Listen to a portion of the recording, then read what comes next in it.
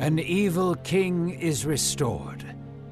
In our last story, King Hezekiah is saved from the clutches of death and spared for another 15 years. In this time, Hezekiah became friends with the leaders of Babylon.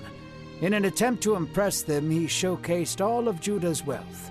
This would prove to be a fatal mistake for the righteous king, since Babylon was an evil nation rising slowly to overtake the world.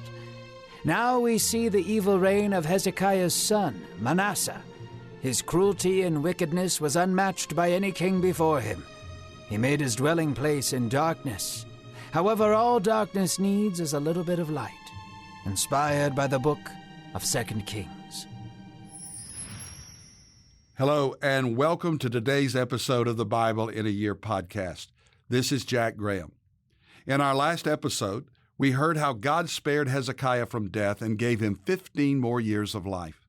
We also learned that in his eagerness to impress the nation of Babylon, Hezekiah foolishly opened his gates to show a rising enemy all that Judah had to offer, and ultimately to plunder. It was a naive and selfish decision and a costly lapse in judgment and discernment. Today we'll learn of the reign of his son Manasseh, a stark contrast to his father's reign of righteousness. Manasseh proves to be an evil king, far from God. But, as we will be reminded today, God is able always to drive out the darkness with his perfect light. Let's listen now to the Word of God. Where does evil begin in a man's life? Does circumstance cause bitterness to turn into hatred, and hatred to turn into evil? Is evil conceived through one's broken childhood? Or does evil creep its way into someone's nature without warning or cause? These answers may never be fully known. However, for King Manasseh, evil was just as much a part of him as his beating heart. Manasseh, the son of the righteous King Hezekiah, began his rule in Judah at the young age of 12. Even as a child, death and cruelty enticed him. He was drawn by the exotic idols of ancient cities. Manasseh devoted himself to the gods of mountains and forests. He erected altars in the city to Baal and Asheroth. As Manasseh grew older and more powerful, his capability for evil increased. He would lure children and young women into the forest to offer them up as sacrifices. He even burned his own sons as an offering to the valley of the son of Hinnom. Manasseh laughed and cried as his sons' burning corpses turned to ash. His worship of exotic gods muddied his mind like a swamp. He was never satisfied. He was continually looking for new and creative ways to sin. He delved into omens and sorcery, studying the ways of witchcraft and human sacrifice. He developed a curiosity for necromancers and speaking to the dead. Manasseh's mind and heart were completely covered in darkness, and he loved it. He enjoyed the dark recesses of wickedness. He made his home there. He did not sin ignorantly as other kings had. No, Manasseh was much more shrewd than that. He saw his vile ways as an act against God. He challenged him. He challenged his goodness, his righteousness, and his power. King Manasseh thought himself equal to God, a mistake many men had made before him. One evening, Manasseh sat at the edge of the forest in Jerusalem. He sat praying and speaking to the evil spirits he had bound his soul to. In the dead of night, he chanted and sang to the false gods of ancient Canaanites. The forest rested on a small hill, and Manasseh could see the temple at the bottom in the middle of the city. He smiled a wicked smile and began to walk into the city with his servants. Manasseh stood in front of the vast temple. The ivory pillars and beams of cedar were illuminated by torchlight. It was a truly beautiful sight, especially after his father had restored it. Manasseh remembered his father's obsession over the temple. It bored him as a child, but as an adult it vexed him. His father, King Hezekiah the righteous, was a pitiful man to him. Manasseh spat on the temple floor and gestured for his servants to break open its doors. Together they erected large idols to the Canaanite gods. The temple, the dwelling place of God, had been defiled with Manasseh's worthless idols. Manasseh burst into laughter as he remembered the words of the Lord. In Jerusalem shall my name be forever. The evil king lay in his bed pleased with his work. He enjoyed provoking God to anger. It was a pleasant game for him, and he loved every minute of it. As the weeks went by, Manasseh's depraved practices seeped into the daily lives of Judeans. They entered the temple to pay homage to false gods, and mediums were consulted by many in the city of Jerusalem. Manasseh was pleased with his influence on Judah's culture, but God was not playing Manasseh's games. He would not allow for him to corrupt his children. The Lord sent messengers regularly, imploring of Manasseh to repent and turn from his ways. Every messenger was either rejected or killed for sport. The Lord tugged on the king's heart with his spirit, but his soul had been sealed shut by years of calloused rebellion. The Lord had given Manasseh many chances to turn from his ways. Now it was time for God to remove his protection from the king. Manasseh awoke in the dead of night to screams. He looked out his window to see flames near the palace. He could see shadows of Assyrian soldiers raiding nearby homes. They were not harming anyone. No, they were looking for someone. They were looking for the king. Panicked, the king began to move his furniture in front of his doors. He ignored the pleas for help on the other side of the door and continued to fortify his chambers. Smoke began to creep in through the window, and King Manasseh could barely breathe. He could hear violent banging on the other side of the fortified door. The banging grew louder and more violent. Manasseh watched helplessly as the furniture began to move, and the door cracked open. The Assyrians burst through the door after several minutes of banging. Manasseh lifted his sword to fight, but was quickly struck down onto the floor. He could barely see the Assyrians' faces because of the smoke. However, he could see the large metal hook dangling on a chain in one of their hands. The man drew closer with the hook. Manasseh tried to crawl away, but was kicked in the ribs immediately.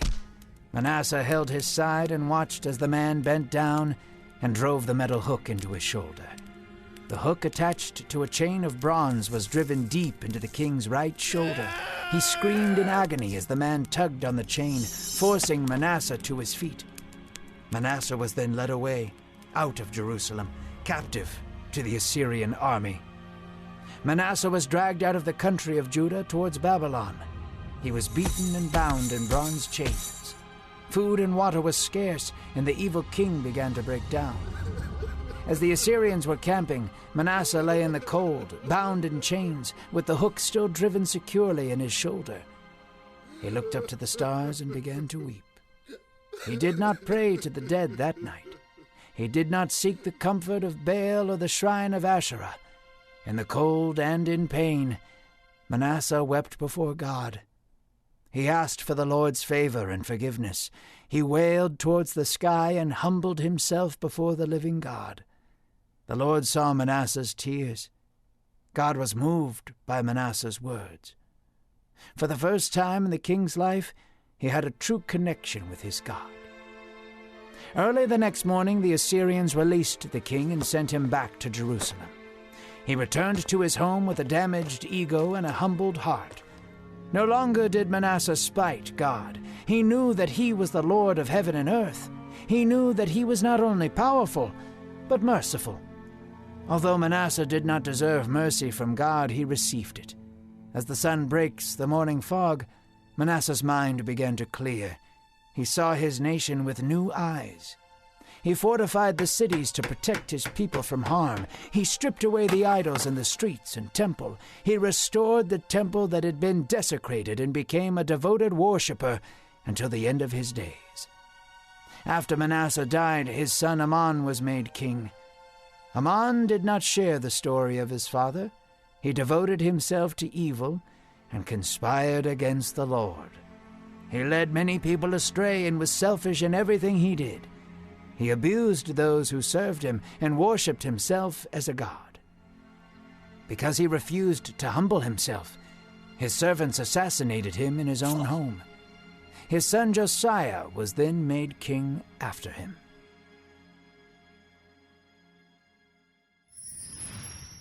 In today's scripture passage, Hezekiah has been succeeded by his son Manasseh. Still a child when he became king, Manasseh did not follow the righteous footsteps of his father or live in the wonderful legacy that he had been given. In fact, he went the exact opposite direction. Hezekiah had torn down the idolatrous altars and even the high places where evil gods were worshipped in Judah. But as Manasseh grew, his evil heart could not get enough of the evil deities of the foreigners. He erected altars and Asherah poles in the city. He defiled God's house and sacrificed his own sons to false gods. As much as Hezekiah found great joy in serving the Lord, his son Manasseh seemed to take joy in blaspheming and insulting God, making a mockery of his holiness and doing all kinds of evil things. But as we have seen time and time again, as the king went, so did the people. They soon turned their back on God and went back to their old ways, chasing after the exotic gods and empty promises of those false deities. Here's what we read in 2 Kings 21, verses 11 and 12. Because Manasseh, king of Judah, has done these abominations, having done wickedly more than all the Amorites who did go before him, and has also made Judah sin with his idols, therefore thus the Lord says, the God of Israel, behold, I am bringing such calamity on Jerusalem and Judah that whoever hears of it, both his ears will tingle. Yes, God is a God of love. He is full of mercy and grace towards his children. But there is a time when God sends judgment. Manasseh and the people of Judah deserve this judgment, to be annihilated, wiped out because of their mockery of God. The Bible says, remember this, whatever a man sows, that he will also reap. The people were sowing their own judgment, and they reaped it. But even in his judgment, we see God's immeasurable mercy. He sent Assyrians to capture the king. They drove hooks into his shoulders and led him in chains through the forest, likely some of the very land where Manasseh had murdered his own children in the fire, and then they took him out of Judah.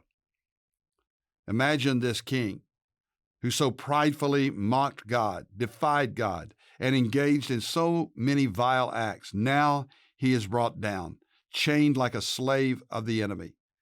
It is a visual depiction of his inner state. He has been enslaved to sin and wickedness for years. The hooks in his flesh were strong, but not nearly as powerful as the grip that sin had on his heart and mind. So Manasseh was led out of the land. In chains, under the control of the sworn enemies of God's people, Manasseh's heart broke. He cried out to God, the only one who could rescue him. And though he didn't deserve it, God heard his cry.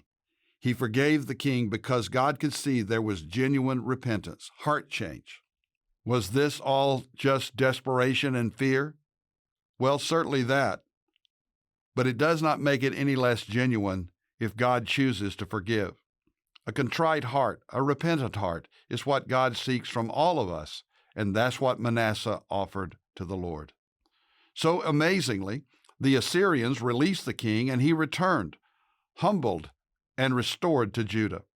He tore down the altars and restored God's temple and lived out his days in humility, serving the Lord. This is a wonderful story of salvation that comes through repentance and deliverance from God.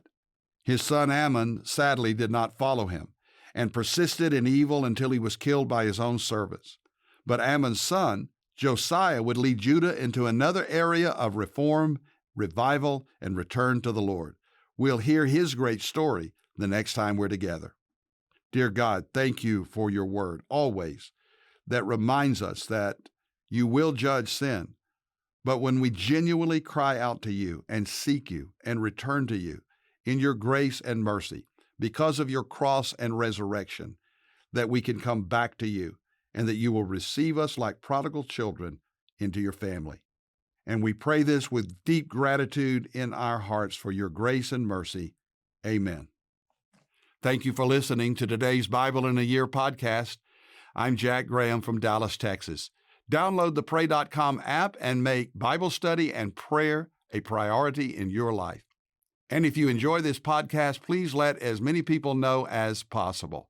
And also, if you would like to know more about Christ, know more about the Christian life, know more about what the Bible says, visit me at jackgraham.org. That's jackgraham.org, because we have many resources there available to you. God bless you.